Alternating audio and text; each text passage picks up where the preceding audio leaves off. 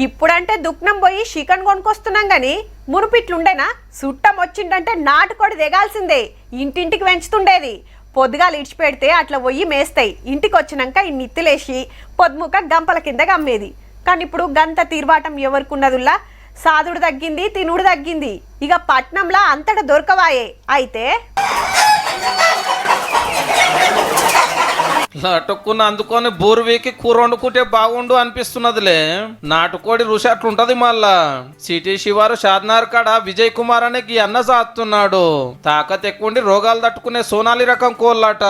2 నెలలకో batch పోతుంది. మునుపు పాల దందల లాస్ అయ్యి నాటుకోళ్ళ దందలకు దిగిండట అదే షెడ్ల. ఒక్కొక్క కోడి 750 రూపాయలు, గుడ్డు 12 రూపాయలు. ఏహే ఈ నడమ మస్తు మంది నాటుకోళ్ళ ఫారం పెట్టిర్రు. గిన్నెల కొత్త ఏమున్నది అంటారా? అన్ననే చెప్తాడు ఈయనుండ్రే. వాళ్ళు ఇప్పుడు 4500 రూపాయలు పర్ డే ఖర్చు పెడితే నేను 1200 రూపాయలు ఖర్చు పెడుతున్నా. నేను పర్ డే 3000 రూపీస్ ఆన్నే ప్రాఫిట్. అంటే యావరేజ్ గా మంత్లీ 90,000 నేను ఆన్నే ప్రాఫిట్ పొందుతున్నా. ఇలా పొలంలో వండిన వడ్లు మక్కలు ఉడకబెట్టిస్తున్నాడు. ఒక పూట గోధుమలు, మక్కలు, శనగలు, కందులతోటి చేసిన ఫీడ్ పెడతారట. ఇక రోగాలు రాకుండా మందులు మాకులకు బదులు గివ్వి.